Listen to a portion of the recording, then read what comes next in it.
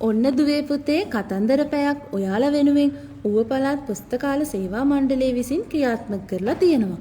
ඒ නිසා අදත් ඔයාලට ලස්සන කතන්දරයක් අරන් ආවා. ඒක තමයි සිබිල් වෙත්තසිංහ නැන්දා ලියලා තියෙන කදාවලලු කතන්දරය. රන්වන් පැහැයෙන් හිරු එළිය බැබළුණා. හිමිදිරිය පසු වෙලා රටවැසියෝ වීදි පුරා ගමන් කළේ තම තමන්ගේ වැඩ රාජකාරිවල යෙදෙමින්. මේ අතර සේරි වාණිජ නම් එක්තරා කදාවලලු වෙලෙන්දෙක් ගීයක් ගයමින් වීදි පුරා සංචාරය කළා. සිරි සිරියෙන් බැබලෙන්නා පාට පාට විහිදෙන්නා රන්වලලුද පරදන්නා දෑතෙ දමා හැඩවෙන්නා කදාවලලු වලලු කදාවලලු වලලු. මේ ගීය දෝංකාරය දසත පැතිරි ගියා. මේ වීදියේ ජීවත් වුණා අසරණ තත්ත්වයකට පත් වූ එක්තරා සිටුමිත්තනියක් හා ඇයගේ මිනිබිරිය. මේ දැරියට ඇති වුණා වලල්ලක් දාගන්න ආසාවක්. මිත්තනියට ඒ ගැන කිව්වා. වලලු ගන්න මුදල් නැති බව මිත්තනිය කිව්වා. එහෙත් ගෙයි තිබුණු පරණ තැටියක් දී වලල්ලක් ගන්න අදහසින් වලලු වෙලෙන්දාට කතා කළා. තැටිය පරීක්ෂා කළ වෙලෙන්දාට දැනුණා මේ ඊටමත් වටින රන් තැටියක් බව. එය කපටිකමින් ලබා ගන්නා අදහසකින් ඔහු කීවේ එය පරණ තැටියක් නිසා වලලු හුවමාරුවක් අපහසු බවයි. එසේ කියමින් ඔහු යන්න ගියා.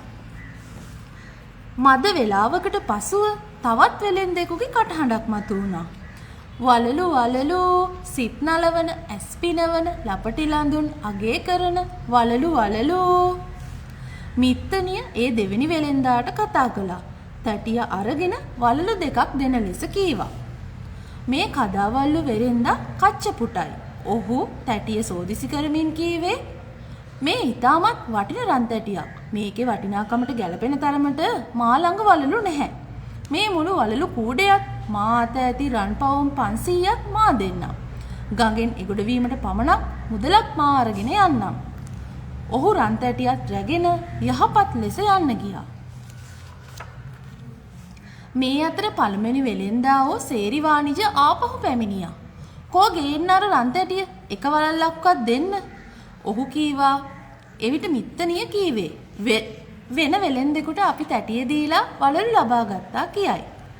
මේ තොරතුරු ඇසුණු සේරි වාණිජ වලලු වෙලෙන්දා ඉවසාගත නොහැකි වූ කෝපයකටපත් වුණා. කොහාටද ඔහු ගියේ කියා අසා එය දැනගෙන සිහිවිකල් ඌවකුමෙන් වලලු කූඩයත් ඔහු ළඟ තිබුණු මුදලුත් එතනම දමා පලා ගියා. මේ යන විට කච්චපුට වෙලෙන්දා නීලවාහිනී ගඟේ ඔරුවෙන් එගොඩක් කරා යාත්‍රා කරනවා. රන් තැටිය ලබා ගැනීමට බැරිවීම නිසා කෝපයටපත් වූ සේරි වාණිජ වෙලෙන්දා බෙරිහන් දුන්නේ මෙසේ. තොටියෝ තොටියෝ මෙගොඩට ඔරුව පදවනු කියයි. එහෙත් තොටියා ඔරුව පැදවුවේ එගොඩටයි. අන්තිමේදී සේරි වාණිජ වෙලෙන්දා දිවුර දිවුරා විලාප දුන්නා. කච්චපුට මම තොප සමග ಜಾති ಜಾතිත් වෛරයි කියමින්. එසේ කියා ඔහු එතනම ලය පැලී මිය ගියා. ඒ වෛරය ಜಾති ಜಾතිත් පැවතුණා. වර්තමාන කතාව අනුව බුදුරජාණන් වහන්සේ කච්චපුට නම් වලලු වෙලෙන්දා. සේරි වාණිජ වලලු වෙලෙන්දා දේවදත්ත.